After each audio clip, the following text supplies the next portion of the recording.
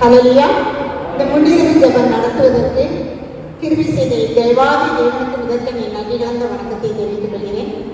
இதற்கு அனுமதி அளித்த போதக பிதாக்களுக்கும் விதேசிய அவர்களுக்கும் மூப்பர்களுக்கும் நம்முடைய சபை உறுப்பினர்கள் ஒவ்வொருவருக்கும் எனது அன்பு கலந்த வணக்கத்தை சமர்ப்பிக்கிறேன். ஆண்டவரின் சமூகத்துல பாடி துதிப்பது அவருக்கு மிகவும் பிரியமான காரியம். முதலாவதாக சங்கீதம் 100 வாசித்து நாம் பாடல் ஆராதனைக்குள்ள கடந்து செல்வோம்.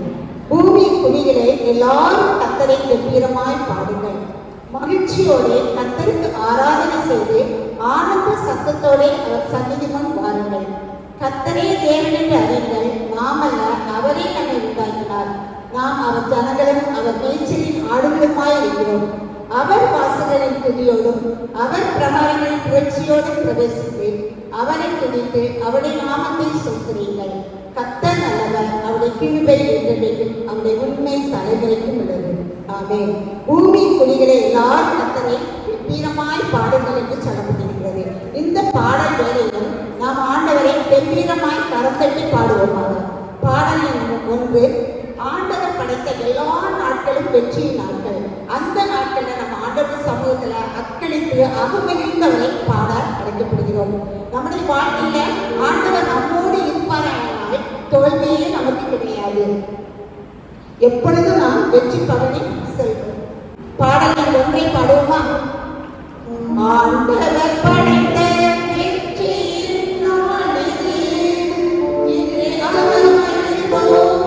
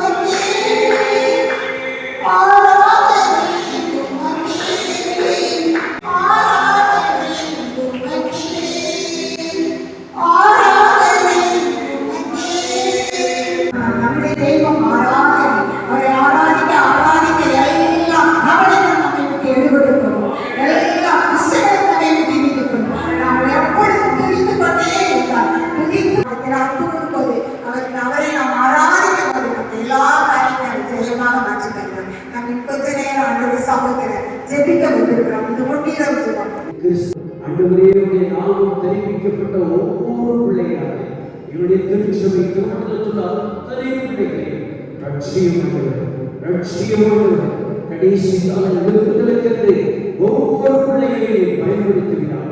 ஜெபிக்கிற பிள்ளைகள் ஜெபிக்கிற வேளாண்மைகளால் எழுப்புகிறார்கள்.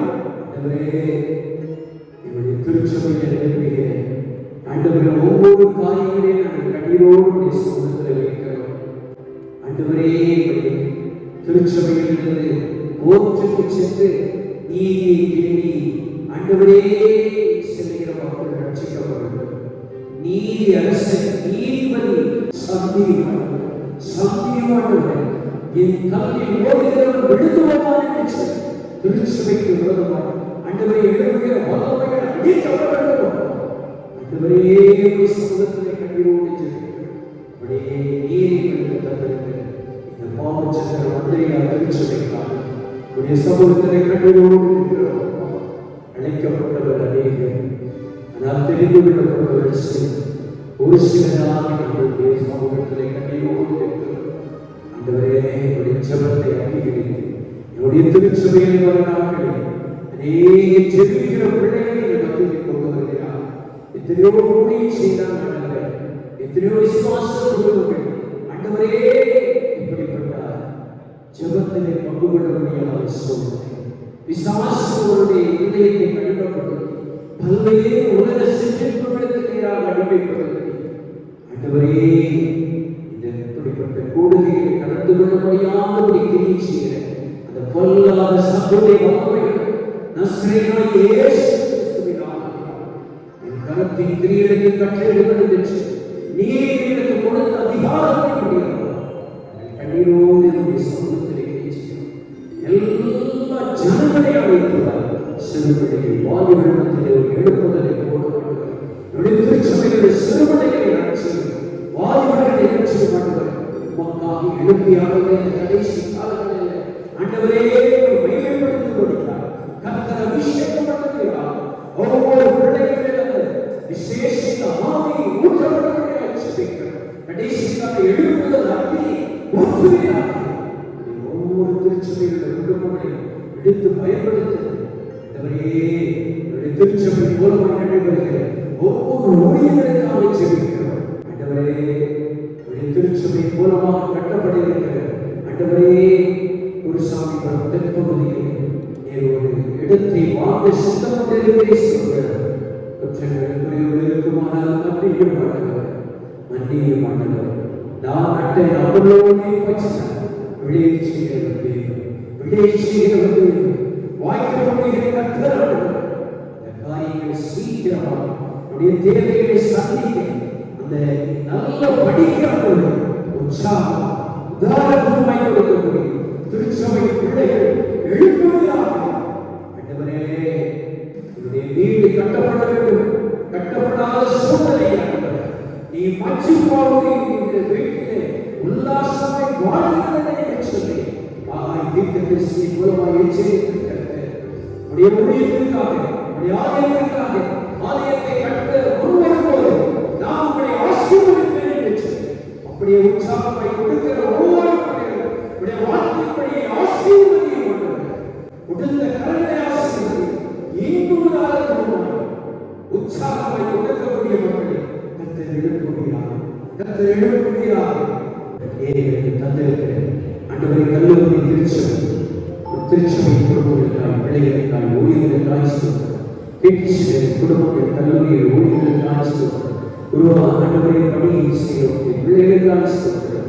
அப்படியே ஆண்டவரை சொல்கிறேன். இன்னும் தொடர்ந்து என்னுடைய குருவான குடும்பத்திற்காக செய்கிறேன். கர்த்தர் தரிசனத்தோடு பயன்படுத்துகிறேன். சாட்சியோடு பிரசங்கிக்கும்போதே அற்புதங்கள் நடக்கணும். அதிசயங்கள் நடக்கணும். இது பிரசங்கிக்கும் போதே பரிசுத்த ஆவியானவர் ஊற்றப்பட்டது போல அப்பா கடைசி காலத்தில் சபைகளில் எழுப்புதல் உண்டாகப்படியா விளக்காத இந்த பட்டணமானது சபை ஊழியர்கள் குடும்பங்களுக்கு கர்த்தர் அபிஷேகம் பிள்ளைகளை பயன்படுத்துகிறார். ஆண்டவரே காலை மாலை ஆராதனைக்காக சொல்லி அநேக பிள்ளைகள் கலந்து கொள்ள உதவிச்சு என்னுடைய வாஞ்சைகள் விருப்பம் அப்பாவை எடுக்கிறவர்களை மகிமைப்படுத்த ஆராதனை ஆசீர்வாதங்களுக்காய் ஜெபிக்கிறோம். ஒவ்வொரு ஊழியர்களுக்காய் ஜெபிக்கிறோம். திருச்சபைகள் குடும்பத்தை பிள்ளைகளுக்காய் ஜெபிக்கிறோம். ஒவ்வொரு குடும்பத்தை ஆசீர்வதிக்கிறோம். தொழில்கள் ஆசீர்வதிக்கப்படும், வியாபாரங்கள் ஆசீர்வதிக்கப்படும், விவசாயத்தை ஆசீர்வதிக்கிறோம், கூலி பாத்திரங்களை ஆசீர்வதிக்கிறார். குறைந்த வருமானத்தில் பணி செய்கிற பிள்ளைகளுடைய வருமானங்களை மீதியாக அனுப்பிவிடப்படுகிறார். குடும்ப ஆசீர்வாதங்களுக்காக ஜெபிக்கிறோம். பிரிந்திருக்கிற குடும்பங்கள் ஒன்று சேரும். எத்தனையோ சாட்சிகள் கேட்கிறோம். 17 ஆண்டுகள் 20 ஆண்டுகள் கழித்து பிரிந்திருக்கிற குடும்பங்கள் ஒன்று சேர்க்கப்பட்டு தானாக ஆண்டவரின் குடும்பங்களை இணைக்கிறது. இன்றைக்கும் ஜீவிக்கிற அற்புதங்களை செய்கிறார். திருமண காரியங்களுக்காய் காத்திருக்கிற பிள்ளைகள் தடைகள் விலகட்டும். சேஷமாக திருமணமாகி பல ஆண்டுகள் குழந்தை பாக்கிட்டாலும் கண்ணீரோடு இருக்கிற திருச்சபை ஆண்டவரே தமிழ்நாடு முழுவதும் தேசத்தில் திருமண காரியங்கள் குழந்தை பாக்கியிருக்கிறார்கள். அப்பா காத்திருக்கிற ஒவ்வொரு பிள்ளைகளையும் இணைத்தது இரு கலவீனமான கற்பனைகள் வளர்ந்து இயேசு கிறிஸ்துவின் நாமத்தில் மலர்ந்த கற்பனைகள் உயிரிழக்கிறது. ஆண்டவரே செய்கிற அந்த கற்பனைகள் செயல்படுகிறது. ஆண்டவரே அடிக்கடி விளக்கப்படுகிற பொல்லாத பிசாசு சர்வதிக்கு குடும்பத்தின் ஆசீர்வாதங்களை சுத்தரிக்கப்பட்டது. இயேசு கிறிஸ்துவின் நாமத்தில் ஒவ்வொரு குடும்பங்களுக்கும் இறங்கட்டும். இன்றைக்கு ஒரு அற்புதத்தை செய்கிறார். அடைக்கப்பட்ட கற்பனைகள் திறக்கப்படுகிறது. நன்றி செலுத்துகிறோம். ஏக உற்பத்தி காலத்தில் குழந்தைகளை அடைக்கக்கூடிய பாக்கியத்தை கொடுக்கிறார். கருத்திருக்கிறவரை கருவளர்ச்சிகளை சொல்கிறோம். பலப்படுது இப்பொழுது ஆஸ்பத்திரியில் வீடுகளில் ஆண்டவரே சுகப்பிரசவத்திற்காய் காத்திருக்கிறவர்களே வல்லமை அறுவை சிகிச்சைக்காய் காத்திருக்கிற பிள்ளைகளுக்கு உதவி செய்யும். நல்லே அறுவை சிகிச்சைக்காக வியாதி பலவீனத்தோடு கண்ணீரோடு இருக்கிறவர்களுக்காக ஜெபிக்கிறோம். திடீர் விபத்துல கைகால்கள் செயலிழந்து படுக்கையில் இருக்கிற பிள்ளைகள் ஆண்டவரே மூளை கட்டுடன் பாதிக்கப்பட்டு படுக்கையில் இருக்கிற தங்களுடைய பிள்ளைகளுக்காக ஜெபிக்கிறோம். ஊழியர்கள் இன்னைக்கு அநேக வீடு சேர்ந்தது ஊழியம் செய்யறாங்கப்பா. அநேக படுக்கையிலே இருக்கிறாங்கப்பா. நீங்க ஒரு விஷயத்தை நினைத்து உடைய பிள்ளைகளுடைய வாழ்க்கையை அற்புதத்தை செய்கிறார். எசேக்கியா ராஜாவை மரணப்படுத்திய மாற்றியதற்கு இன்றைக்கு ஒரு அற்புதத்தை செய்கிறார். குடும்பங்களிலும் பலவீனமான பிள்ளைகள் சரீரத்தில் பல்வேறு வியாதி பலவீனத்தில் மருத்துவ வசதி இல்லாதபடி அவர்கள் கண்ணீரோடு இருக்கிற பிள்ளைகளை கண்ணீரை துடைப்பினார். மருத்துவத்தை கண்ணீரோடு வேதனையோடு குடித்துக் கொண்டிருக்கிறவர்களுக்காக ஜெபிக்கிறோம். இப்பொழுது வல்லமை உடைய வஸ்திரத்தை தொங்கல் ஒவ்வொரு படுக்கையும் விளக்கமாகும். உடைய தனக்குள்ள கலை ஒவ்வொரு சரத்தில் இறக்கட்டுமா. இப்பொழுது இந்த ஆலயத்தில் பலவீனத்தோடு இருக்கு எங்களையும் பலப்படுத்தி இன்னும் சாட்சியாக இருக்கிறார். பலப்படுத்த தொடர்ந்து ஆண்டவரே சமூகத்திலே ஜெபிக்க கேட்ட அத்தனை விண்ணப்பங்களை கண்ணீரோடு பாதத்தில் வைத்து பாதத்தை முத்தம் செய்து ஆசீர்வாதங்களை எடுத்துக் கொள்கிறோம். ஜீவனுள்ள தந்தையே ஆமென்.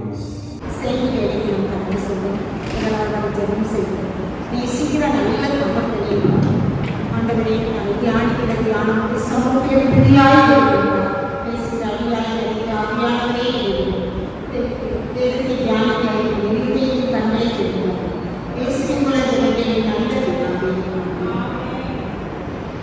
இன்றைய செய்திக்கு ஆதாரமாக நான் எடுத்துக்கொண்ட வேதவசனம் ரோமர் 12ஆம் அதிகாரம் 11ஆம் வசனம்.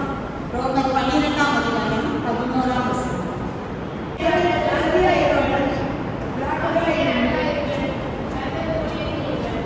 அசதியாய் இராமல் ஜாக்கிரதையாய் இருங்கள், ஆதியிலே அனலாய் இருங்கள், கர்த்தருக்கு ஊழியம் செய்யுங்கள். இந்த வசனத்துல 3 காரியங்கள் சொல்லப்பட்டிருக்கிறது. முதலாவதாக அசதியாய் இராமல் ஜாக்கிரதையாய் இருங்கள். Don't be lazy in believing God's promises. கடவுளின் வாக்குத்தத்தங்களை சுதந்திரித்துக் கொள்வதற்கு நாம் மிகுந்த ஜாக்கிரதையுள்ளவர்களாக காணப்பட வேண்டும். அசதியாய் இருப்போமேயானால், சோர்வாக காணப்படுவோமேயானால், சோம்பலாக காணப்படுவோமேயானால் அவருடைய ஆசீர்வாதங்களை நாம் சுதந்திரித்துக் கொள்ள முடியாது. அசதி என்றால் சோம்பல் என்றால் நாம் ஒருவேளை அசதியாக காணப்படும் பொழுது அகத்தின் அழகு முகத்தில் தெரியும் என்று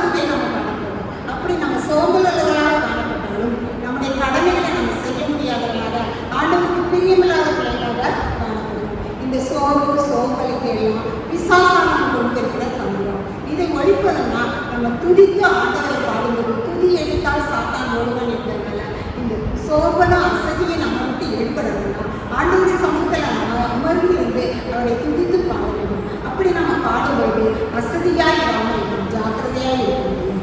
இந்த சோம்பலில் நம்ம எப்படிப்பட்டவனாக காணப்படுறோம்னா, நீதிமொழிகள் 6ஆம் அதிகாரம் 9ஆம் வசனம் முதல் 13ஆம் வசனம் முடிய. நீதிமொழிகள் 6ஆம் அதிகாரம் 9ஆம் வசனம் முதல்.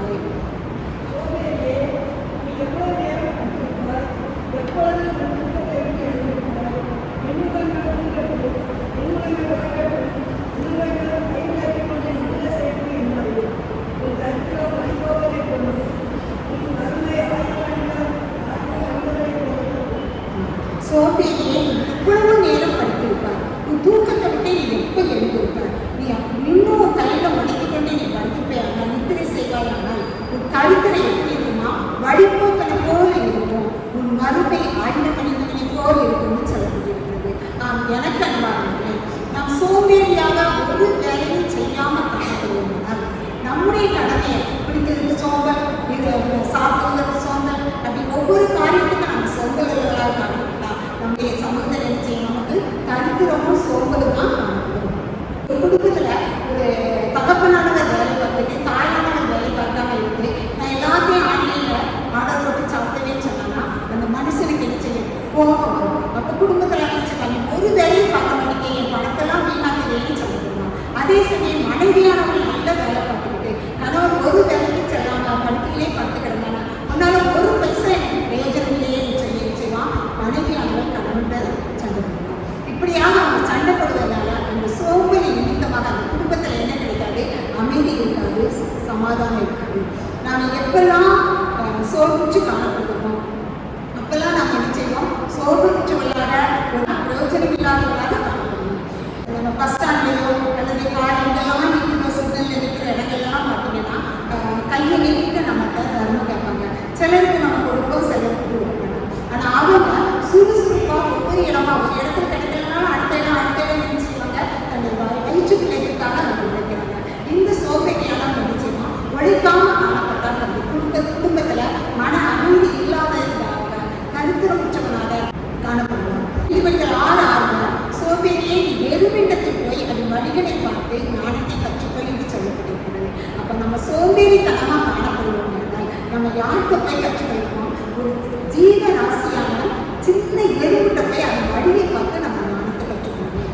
அந்த எறும்பு மழைக்காலத்தில் அதால் உணவு சேர்த்து வைக்க முடியாது, ஆனால் அது மழைக்காலத்துக்கு சேர்த்து செய்யும் தன்னுடைய உணவை சேர்த்து வைக்கணும். அது போல நாம சோம்பேறித்தனம் இல்லாமல் ஒரு எறும்பு போல சுறுசுறுப்பாக காணப்படணும். இந்த எறும்பு ஒரு எறும்பு எங்கே போகுதோ அதன் பின்னாகவே அத்தனை எறும்பு வரிசையாக செய்யும். நாம் அப்படிப்பட்டவர்களாக காணப்படுமா இல்லை. நீதிமன்றங்கள் 18:9 சொல்லப்பட்டிருக்கிறது, தன் வேலையில் அசதியாக இருந்தவன் அழிம்பனுக்கு சகோதரன் சொல்லப்பட்டிருக்கிறது. அழிம்பனா யாரும் தீங்கு செய்யவன். அழிம்பன் எப்படி காணப்படுவான், வீடுதா செய்து புறம் பேசி மற்றவங்களை கெடுத்து அவங்களுக்கு தீங்கான காரியங்களை விளைவிக்கிறவனாக காணப்படுவான். அப்போ நம்ம அழிம்பனுக்கு சகோதரமாக காணப்படும்னா நம்ம சோம்பேறித்தனத்தை நம்ம விட்டு எடுத்துக்கணும். சோம்பேறி அசதியாக இல்லாமல் ஜாக்கிரதையாக இல்லாமல் நம்முடைய வாழ்க்கையில நம்ம முன்னேற்றம் எடுக்கணும். இது சொல்லுவாங்க இங்கிலீஷில் deliver friend I tell you வாங்க, உன்னோட நண்பன் சொல்லி நான் உன்னோட குணாதிசையை அப்படியே சொல்லுவேன். எப்படின்னா நம்ம யாரோட சேர்க்கணும், யாரோட சகவாசம் வச்சுக்கிறோமோ அவங்களுடைய குணநலங்கள் தான் நம்மகிட்ட பிரதிபலிக்கும். அப்போ நண்பர்களை நம்ம தேர்ந்தெடுப்பதில் கூட அசதியாக இருக்கக்கூடாது, ஜாக்கிரதையாக காணப்படணும். நீதிமன்றம் 24:30-31 வசிக்கும்போது சோம்பேறியின் வயலையும் மதியனுடைய திராட்சை தோட்டத்தையும் கடக்கும்போது இதோ அதெல்லாம் முழுக்காடாய் இருந்தது, நிலத்தின் முகத்தை காஞ்சல் மூடிப்பட்டது, அதன் கச்சுகள் விழுகிறது என்று சொல்லப்பட்டிருக்கிறது. சோம்பேறியோட வயது முழுக்காடாக தான் கிடக்கும். ஏன்னா அவன் அதை பண்படுத்துறதுக்கும் அவனுக்கு சோம்பலாக இருக்கும். அப்போ அது எப்படி பலன் கொடுக்கும், வயலானது முள்ளுக்காடாக கிடக்கும். அதில் எது அந்த நிலத்தோட முகத்தில் எது மூடிப்படுதுன்னா அந்த நிலத்தை முழுசும் காஞ்சலி மூடிப்படுது. இந்த காஞ்சலி எப்படி பார்க்கும்போது அன்றுமில்ல அப்போ சார்ந்திருக்கிறன்னு சொன்னாங்க. காஞ்சலி செடியானது மிகவும் வேதனையை கொடுக்கக்கூடிய ஒரு விதையை பிறப்பிக்கிறது. அவங்க கல்லூரி நாட்களை படிக்கும்போது அவங்களோட கல்லூரியில் பேக்ரவுண்ட் ஃபுல்லாக காஞ்சலி செடி மூடிக்கிறது தான். அப்போ அவங்க பிரின்சிபல் என்ன செஞ்சாங்கன்னா அந்த காஞ்சலி செடியெல்லாம் அடிக்கப்படணும்னு சொல்லி வெட்டி படிச்சாங்கன்னா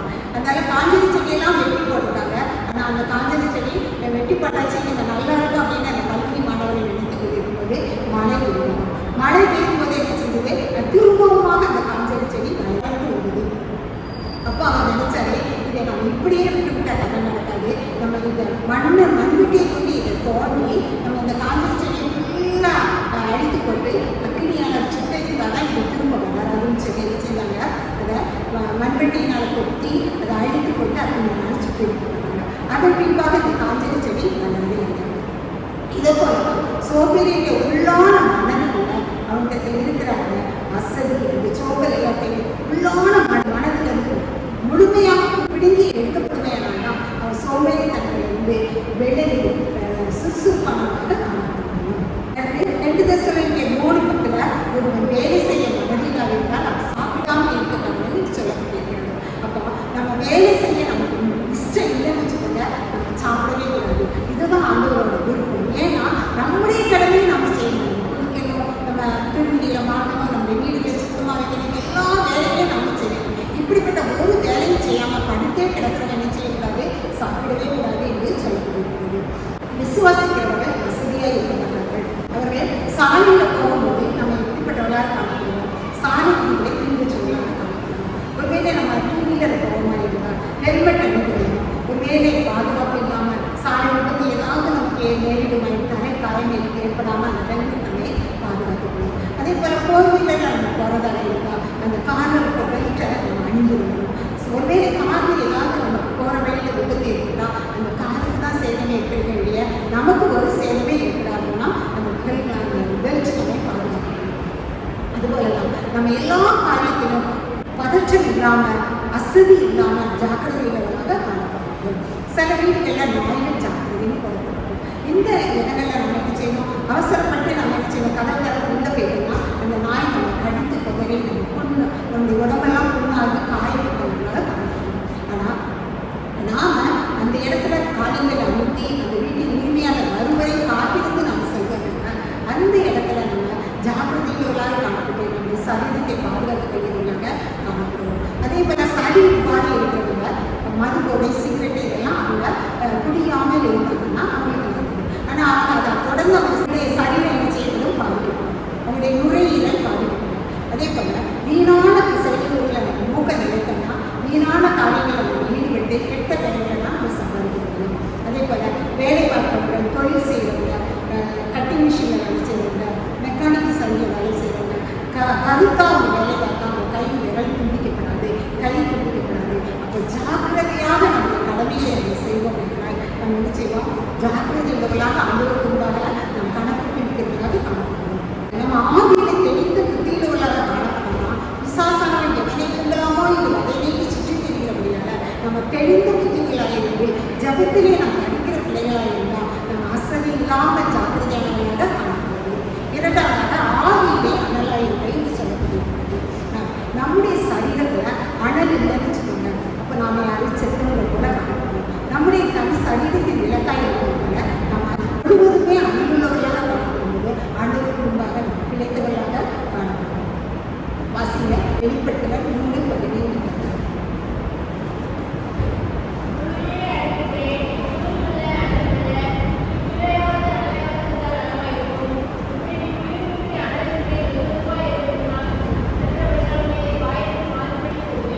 குளிரும் இல்லாமல் அனலும் இல்லாமல் வெதுவெதுப்பாக இருந்தால் நிச்சயமாக ஆண்டவரை வாங்கி பண்ணிவிடுவாராம். ஒன்று நம்ம குளிராக இருக்கணும், இல்லை நம்ம அனலாக இருக்கணும். 2 கேட்டால் உலகத்துக்கு ஏற்றாப்புல ஆண்டவருக்கு ஏற்றாப்புல நம்ம வாழ்வோம். வேணால் நம்ம வெதுவெதுப்பான வாழ்க்கை வாழ்க்கைகளாக ஆண்டவரால் வாங்கி பண்ணப்படுகிற பிள்ளைகளாக நம்ம பின் தள்ளப்படுகிறவர்களாக காணப்படும். அதனால் இரட்டை வாழ்க்கை வாழ வேண்டும். ஆண்டவரை நோக்கி நம்ம பார்க்கிறவர்களாக அனலுள்ள வாழ்க்கை வாழ்கிற பிள்ளைகளாக காணப்படும். அப்படி அனலுள்ள வாழ்க்கை வரும்போது நினையாத வேலையில மனுஷகுமாரன் வரும்போது மனவாட்டி திருச்சபையாக நம்ம நிச்சயம் அவருக்கு எதிர்கொண்டு செல்ல அவர் நமக்கு கிருபை செய்வார். ஒரு ட்ரெயின் தண்டவாளங்களை போயின்னு வச்சுக்கோங்களேன், திடீர்னு விபத்து ஏற்பட்டு அந்த கேரேஜ் எல்லாம் பாதி பிரார்த்தனையும் பாதி தண்டவாளத்துக்கு வெளியே காணப்படுகிறார்கள். அந்த தண்டவாளத்தில் அந்த ட்ரெயினை சரிக்கணும், கேரேஜை சரிக்கணும் வரைக்கும் என்ன செய்ய முடியாது, ஒரு ட்ரெயினை அந்த ட்ராக்கில் போக முடியாது. அப்போ அந்த ட்ரெயின் அந்த ட்ராக்கை யாருக்கு பிரயோஜனமாக அந்த நேரம் காணப்படும். அதுபோல நம்முடைய வாழ்க்கையை தடம்புரண்டு போகும்போது நம்ம யாருக்கு பிரயோஜனம் இல்லாதவர்களாக காணப்படும். நம்முடைய வாழ்க்கை சீர்குள்ளதாக அனலுள்ளதாக காணப்படுகிறது.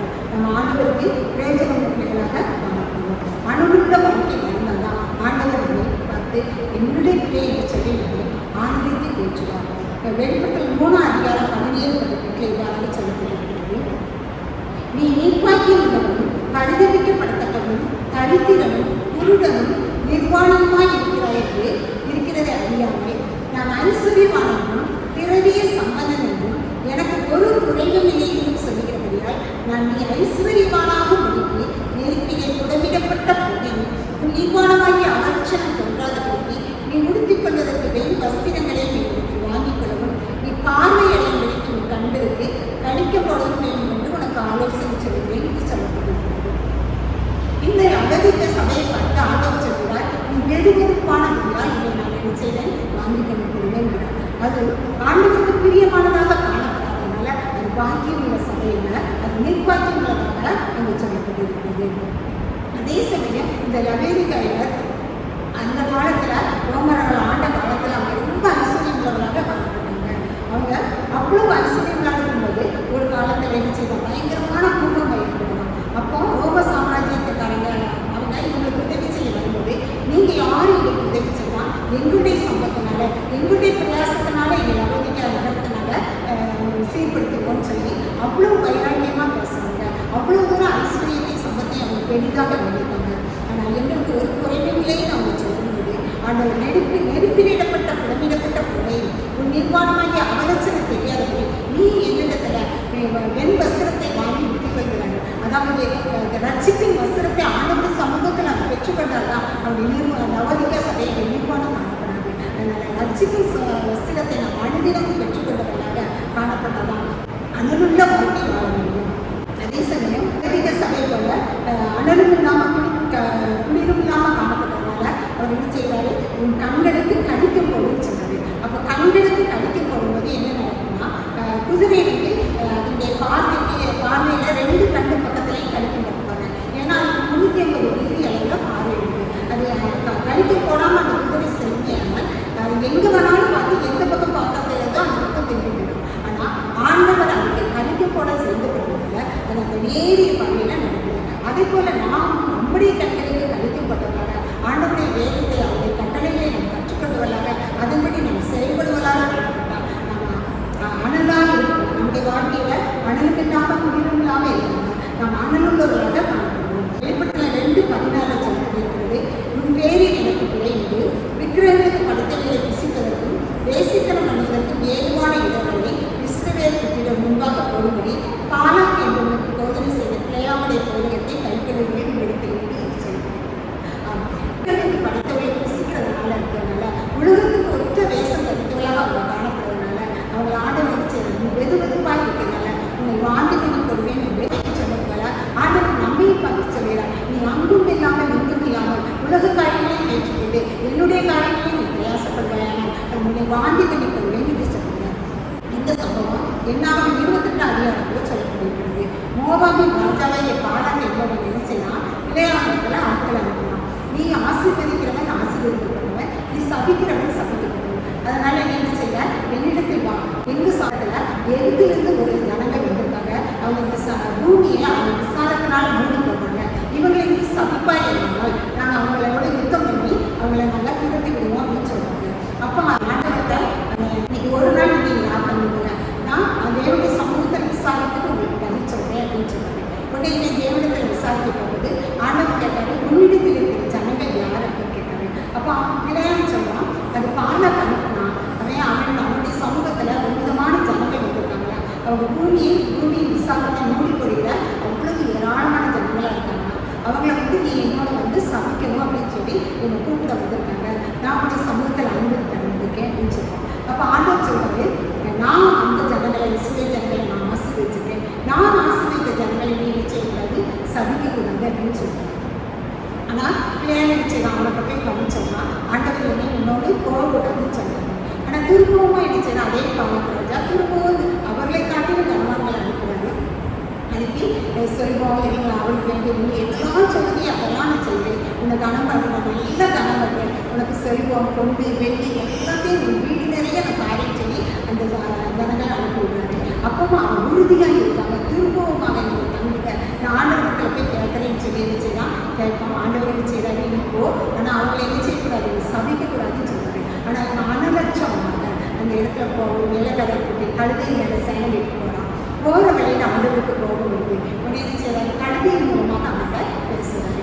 அப்பவும் அவனுக்கு ஞானமற்றவனாக, அவன் அனலற்றவனாக என்ன செய்யலாம் காணப்பட்டான். ஆனால் அனலுள்ளவனாக ஒரு மனிதன் காணப்பட்டான். அவன் எலியாவை பேசி. இந்த எலியா ஆவியில மிகவும் அனலாக இருந்தாரு. இது குறித்து 2 ராஜாக்கள் 1ஆம் அதிகாரத்தில் சொல்லப்பட்டிருக்கிறது. மனசியா ராஜா காதியிலிருந்து கீழே வந்து வியாதிப்பட்டு பிழைப்பானா என்று எக்ரோனின் தெய்வமாகிய பெயர்சபையிடம் போய் கேட்டாரு. அப்புறம் கேட்கப்பட்ட அந்த ஜனங்களை அனுப்பணும். அப்போ ஆண்டவர் எலியா வந்து சொல்றாரு, இந்த சமாரியா ராஜா இஸ்ரவேல தேவன் இல்லை என்றால் எக்ரோனில் பெயர்சபையிடம் போய் விசாரிக்க அனுப்புறான். அவன் ஏறின கட்டிலிருந்து இறங்காமல் சாகவே சாவாமல் நீ சொல்லு அந்த ஜனங்கள் சொல்லி அனுப்புறாரு. உடனே எலி என்ன செய்யறாரு? அந்த ஜனங்கள் அப்படி போறாரு. போய் அவர்கிட்ட சொல்றாங்க, இஸ்ரவேல தேவன் இல்லை என்றாலுமே நீ பெயர்சபையிட்ட போய் விசாரிக்க போற, உன்னோட ராஜா இறந்து போவார் அப்படின்னு சொல்றாங்க. அவங்க என்ன செய்யறாங்க? போய் விசாரிக்க போவாங்க அப்படியே என்ன ராஜா கொடுப்பாங்க. அப்போ அவசிய ராஜா போய் சொல்றாங்க. அவசிய ராஜா யார் ஒன்று சொன்னது? அந்த மனசு எப்படிப்பட்டவன்னு சொல்லும்போது அவர் மயிலுடைய தனித்தமாக அறையிலே விதைக்கப்பட்டவனாக காணப்படுறான்னு சொல்லுவாங்க. அப்போ அவர் சொல்றாரு, அது எலியாதான். நீ மீண்டுமா அவங்க ஒரு தலைவரையும் ஒரு 50 சேவைகளை அனுப்பி ராஜாவை அழைத்து வர சொல்லியிருக்கிறாரு. நான் பிழைப்பதாலும் விசாரிக்கணும், அவர் நினைக்கிறான்னு சொல்றாரு. அப்போ எலியாவுக்கு விஷயம் ஆண்டவர் சொன்ன அந்த முதலாவது அவர் சொன்ன அந்த வார்த்தையில அவர் அனல் உள்ளவராக என்ன சொல்றாரு? நான் தேவனுடைய குமாரனே ஆனால் இவர்களை பச்சித்து கொடுக்கும், அக்கினி இறங்கி பச்சித்து கொடுக்கும்னு சொன்னாரு. அப்போ வானத்திலிருந்து அக்கினி இறங்கி அவர் எல்லாரையும் பச்சித்து கொடுக்குது. தேவனுடைய மனுஷனாக அனுரூபமாக அவர் காணப்பட்டதுனால அக்கினி இறங்கி அத்தனை பேரையும் பச்சித்து கொடுக்குது. ஆனாலும் அரசியல் அதை நினைச்சதால் திரும்பமாக ஒரு தலைவரை 50 பேரையும் அனுப்புறாரு. இவங்களும் என்ன செய்வாங்க? வந்து அரசியலாக அவர் அழைக்கிறான்னு சொன்ன மக்களுக்குள்ள அவர் ஆவியை அனுபவனாங்க. தேவனுடைய மனுஷனே ஆனால் இந்த வானத்திலிருந்து அக்கினி இறங்கி இவங்களை பச்சித்து கொடுக்கும்னு சொல்லுவாங்க. அப்போ என்ன செய்யப்படுகிறது? சொன்ன மாத்திரத்தில் வானத்தின் அக்கினி இறங்கி 2ஆம் முறையாக 50 பேரை இந்த தலைவனை என்ன செய்து அக்கினி பச்சித்து கொடுக்குது. 3ஆவது முறையும் அவர்களுடைய தலைவர்களான இன்னொரு தலைவனையும் இன்னொரு 50 பேரையும் அவர் என்ன செய்வது அதை அனுப்பி வைக்கிறார். அவங்க வந்து இவங்க ஆண்டவரே உங்களுடைய கையில எங்கள் ஆத்மா அருமையாக இருக்கிறாங்க, எங்களுடைய ஆண்டவர் எங்களுடைய ராஜா அவரை அழைத்து வர சொன்னான்னு சொன்னாங்க. அவர் ஆண்டவர் வச்ச வரையிலே நீ அவங்க கூட போ, ஆனால் நீ அவங்க நான் சொந்த காரியத்தை சொல்லுன்னு சொன்னாங்க. என்ன செய்யறாரு? வெளியே அவங்களோடு போறாரு. அவங்க அசதியாக ஜாக்கிரதையா என்னுடைய ஆத்மா உங்களுடைய கனவு, என்னுடைய ஆத்மா உங்களுடைய கரத்தில் அருமையாக இருப்பதாக சொன்னாங்க. அவங்க தேவனுடைய பார்வையில் எளியாவுடைய பார்வையில் அவங்க அக்கறை அருமையானதாக காணப்பட்டார். அவங்க மேலே அவங்க அக்கறை கொண்டவராக அவரோடு கூட என்ன செய்வாரு? சொல்லிடுவார். அங்கு போய் சொன்னாங்க. அந்த அரசியலாக பார்க்க வச்சிருக்காரு, நீ இஸ்ரவேல தேவன் இல்லை என்றால் எக்ரோனுள்ள பெயர்சபையிட்ட போய் விசாரிப்பாங்க. அதனால நீ என்ன செய்யலாம்? ஏறின கட்டிலிருந்து இறங்கவே இறங்கலாம், நீ சாகவே சாகணும்னு சொன்னாங்க. இந்த எளியத்துக்கு சொன்ன மாற்றங்களை அரசியலாக என்ன செய்ய கீழே வந்து சொல்லுவாங்க. ஆண்டவருடைய வார்த்தையில சொன்ன வார்த்தையில மறுபடியும் அவங்க போய் கேட்கப்படுவாங்க. விளையாட்டு எப்படியாக மறுபடியும் போய் கேட்பாங்க. அவன் ஆங்கில அனலில்லாதவனாக அவன் மறுபடியுமாக செல்வ செருக்கில் அவன் ஆசைகளவனாக மாறினான். ஆனால் எளியா தன்னுடைய ஆண்டவருடைய வார்த்தையில உறுதியாய் காணப்பட்டபடியான நினைச்சிருக்கான். ஆண்டவருக்கு பிரியமானவனாக ஒரே வார்த்தையில அப்படியே நினைத்து சொன்னாங்க. ஆங்கில அக்கினியாய் காணப்பட்டான். நாமும் எப்படிப்பட்டவர்களாக காணப்பட்டோம்? ஆண்டவர் சமுதாயம் காத்து நிற்கணும். அவர் சொல்கிற வார்த்தையை நாம் அறிந்து கொள்கிறோம். அவரை நாம் அனுள்ளவர்களாக காணப்படணும் என்று நாம் சிந்தித்து பார்க்க கடமைப்பட்டவர்களாக காணப்படணும். ஒருவேளை நம்ம ஆங்கில அனுபவமாக காணப்படணும். ஒருவேளை ஞாயிற்றுக்கிழமை வரும்போது பிரசனத்தை கேட்கறதுனால ஆங்கில அனுபவங்களாக காணப்படலாம். ஒருவேளை மற்ற நாட்களில் நம்ம வேறு பணிகள் செய்வதனால அதன் விதமாக நாம் ஆங்கில அனுப்பிச்சு போகணும்னா ஆண்டவர்களை பார்த்து சொல்ல, நீ அப்படியும் அல்ல அனுபவம் இல்லை, நீ வெது வெதுப்பாயிருக்கலாம் ஆங்கிலே என்று சொல்கிறார். சங்கீதம் 39:3 தானியராக இப்படியாக சொல்கிறார், உங்களுடைய இருதயம் எனக்குள்ளே அடங்குவது, நான் தியானிக்கையில் அக்கினி வந்தது என்று தானியராக சொல்கிறார். ஆண்டவருடைய வசனத்தை அவர் தியானிக்கும் போது அவருடைய இருதயங்களை அக்கினி வந்தார். அப்போ நம்மளே என்ன செய்யணும்? நம்முடைய வாழ்க்கையில ஒவ்வொரு நாளும் ஆண்டவருடைய வசனத்தை வாசித்து அதை தியானிக்கும் போது நம்முடைய இருதயத்தை என்ன செய்யும்? அக்கினி வந்தோம். 3ஆவதாக கர்த்தருக்கு ஊழியம் செய்யணும்னு சொல்லப்படுகிறது. எனவே 48 கர்த்தருடைய வேலையை வசதியாக செய்கிறவர் சபிக்கப்பட்டவன் என்று சொல்லப்படுகிறது. கர்த்தர் நமக்கு கொடுத்த வேலை ஊழியம். அந்த ஊழியத்தில்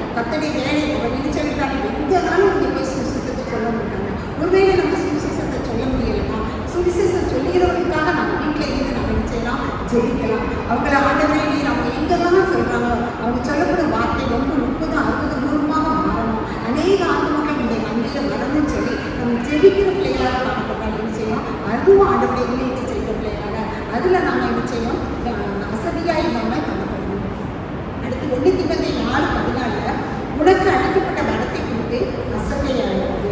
ஒவ்வொருவருக்கும் ஒவ்வொருவரும் ஆண்டவர் கொடுத்துருப்பாரு. ஒருவருக்கு பாடும் தாளத்தை கொடுத்துட்டான், ஒருவருக்கு வேத வாசிக்க தாளத்தை கொடுத்துட்டான், ஒரு சுவிசேஷத்தை சொல்லும் தாளத்தை கொடுத்துட்டான்.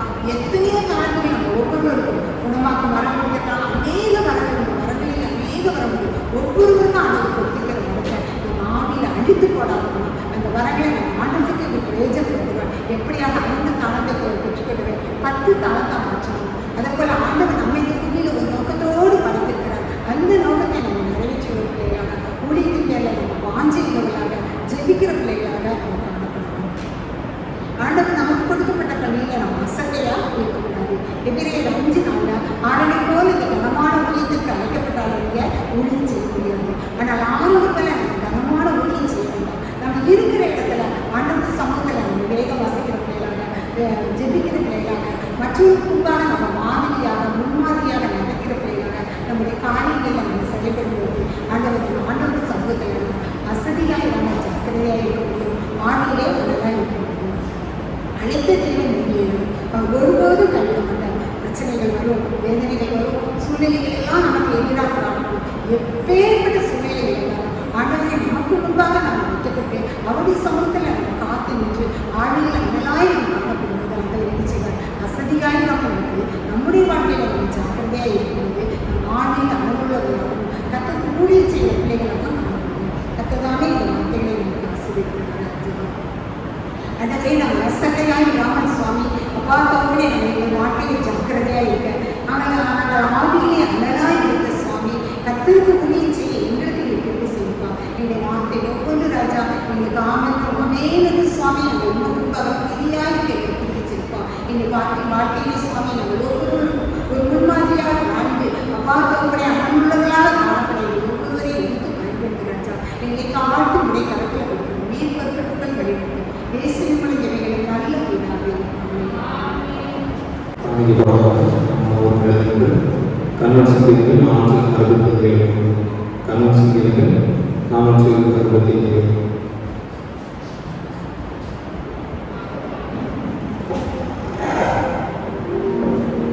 கன்வென்ஷன் செய்திகள் 467 என்னை உண்டாக்கிய என் தேவாதி தேவனவர் துங்குவதும் இல்லை உறங்குவதும் இல்லை. என்னை உண்டாக்கிய என் தேவாதி தேவனவர் துங்குவதும் இல்லை உறங்குவதும் இல்லை. என்னவர் தன்னை வைத்து ஆலோசனை சொல்லுவான், சத்தியத்தின் பாதையிலே நித்தமும் நடத்துவான். என்னவர் தன்னை வைத்து ஆலோசனை சொல்லுவான், சத்தியத்தின் பாதையிலே நித்தமும் நடத்துவான். பரிசுத்த ஆவியால் உள்வரத்தை நிரப்புவான், பரிசுத்த